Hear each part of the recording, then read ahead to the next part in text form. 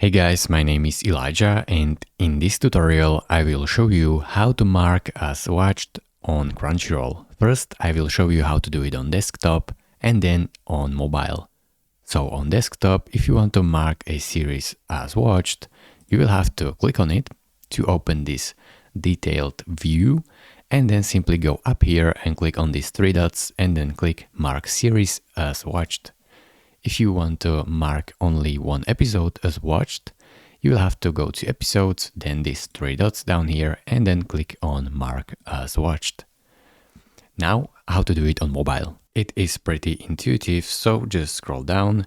If you want to click and get the whole anime as watched, click on these three dots right here, and then click on mark as watched. Then you can also go right here and select the individual episode as watched by clicking on these three dots next to it and then clicking on mark as watched.